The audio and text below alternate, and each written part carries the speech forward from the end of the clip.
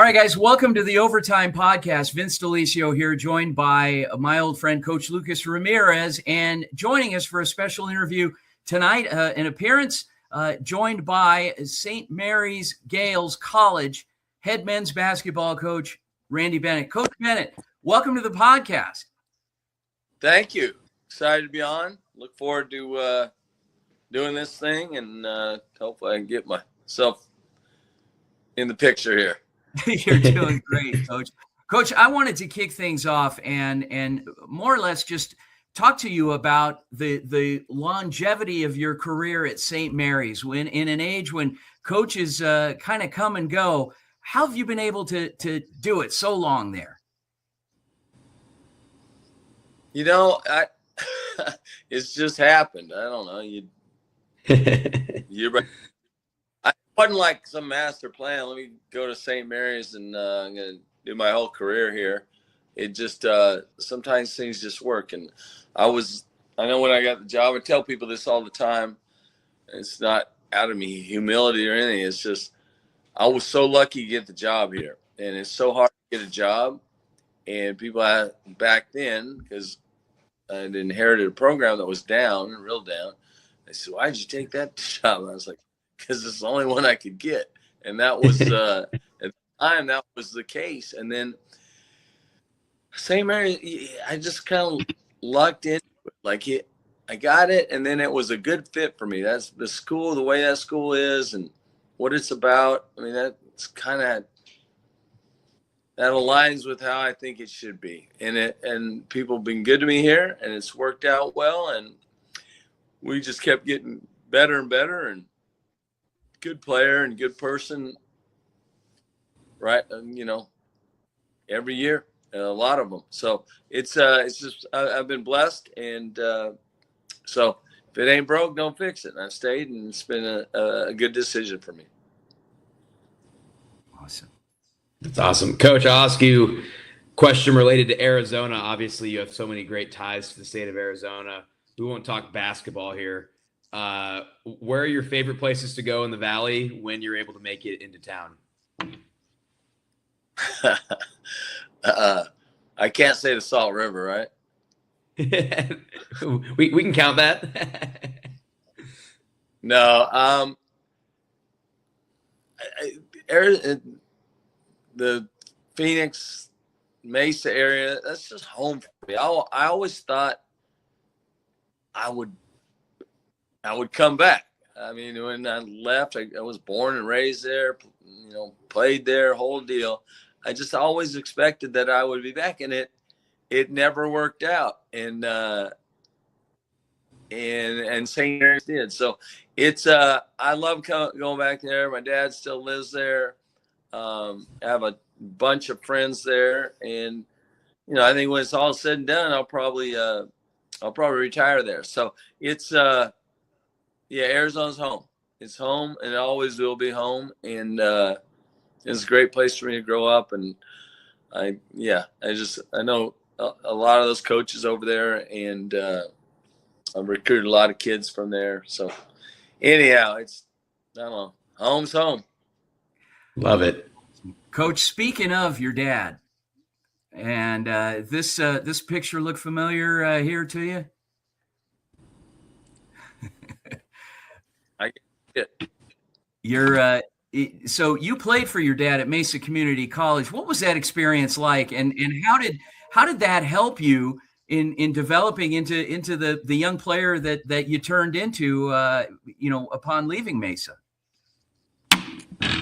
Yeah, it was a big factor. It's something I didn't really even think about when I was growing up. You know, you're just growing up. That's where I grew up in that house, and that was my dad, and so that's what I was around all the time. But what little did I know, all the stuff I was seeing and taking in eventually would give me a nice jump start as far as going into coaching. But I played at Westwood High School. Played for a really good coach. His name is Bud Doolin, and a great guy. He's really good for me in a lot of ways. And being a coach's son, you know, I needed a good coach other than my father to learn from. And so he was key on that. And then I played for my dad, who was a very good coach, and he had to do double duty there. But I played for him at Mesa Community College for 2 years, and it was a good experience. I didn't really think about the father-son thing that much when I was playing for him. I was just trying to get minutes. I was trying to help team win games. So and there was a dynamic there that, it's a little tricky because you want to play because you deserve to play, and that was always the case for me because my first year I came off the bench for a lot, the whole season. We had a really good team, and we had a couple sophomore guys that were better than me. So I went through all that, learned a lot through that, and then through that whole course of things, I as you know, I played for and met Roy Shuri, who at that time was coaching high school, and he was voted the top coach of the century in Arizona with the top high school teams of the century anyhow at that time. And so between those three guys, when I was growing up and playing, those guys were huge influences on me, and it's lasted me till now. It's been probably the biggest impact on me as a coach. It's awesome.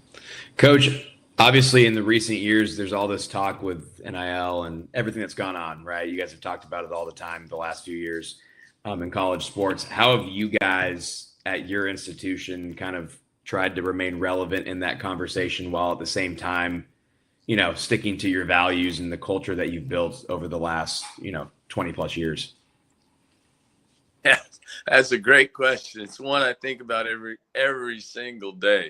And it's just how it is now. It's kind of, I think just like anything in life, you got to get your attitude right on it. It would be easy to get frustrated and all that, but that's not going to do you any good. It's changed. So you have to adjust how you approach things, and including the business, because this is the business now. So we have not really changed the way we run our program, coach our kids, develop players. Our program's always been a big player development program. It's always been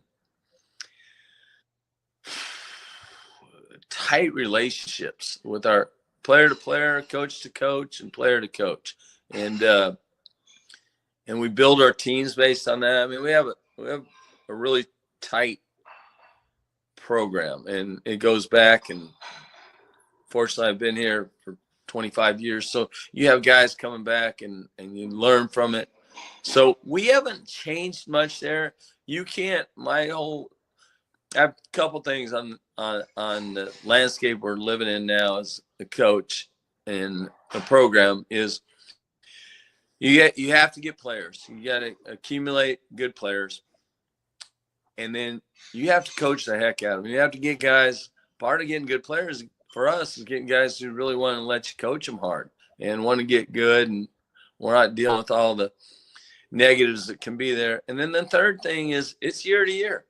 It's not like you can do your little depth chart for 4 years like you used to and say, oh, this guy's a freshman, we'll have him at that position and this guy at that position for the next 3-4 years. It's not like that.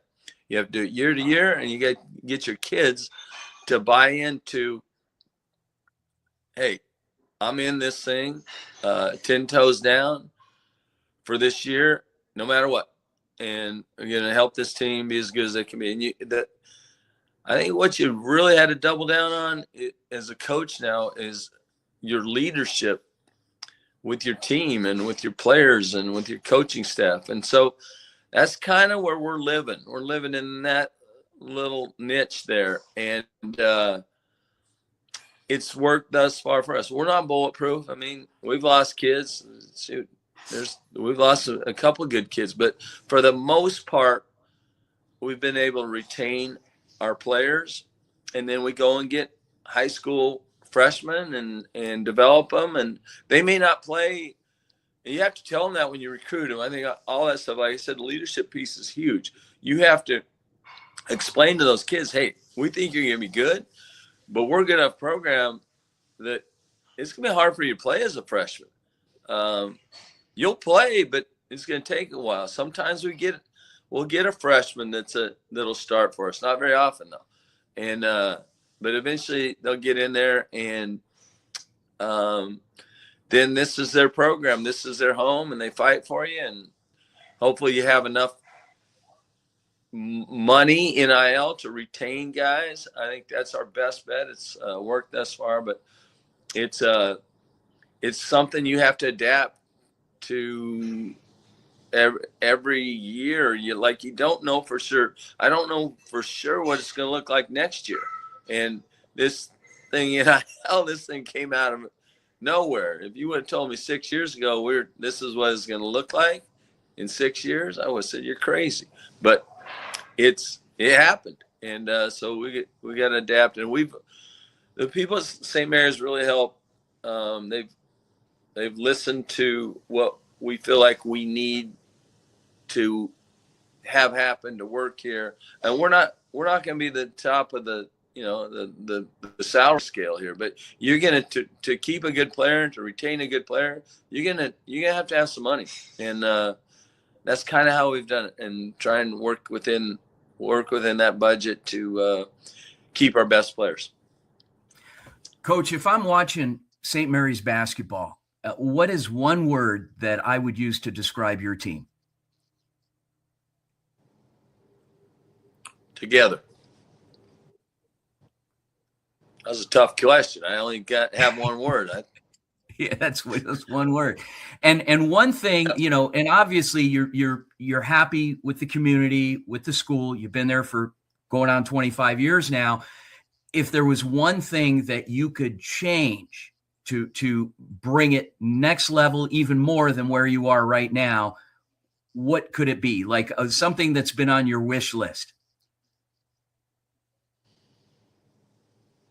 I would say we've done a lot of good things, and we've kind of done it piece by piece. Every 3 years, 2 or 3 years, we make an improvement, and they haven't all happened at once. And from when I started 25 years ago till now, I mean, it's a different place. But the one thing, if we could get it done before I retire from here, is I'd like to fix our gym and add some seats and make it a little better. It's good, and it's a tough place to play, but I'd like to enhance it and make it a little bigger and put in seating. And I think this place it's a great place. I think it'd be a super cool gym. It already is, and it's a hard place for teams to come in and play and beat us. But that's the one thing I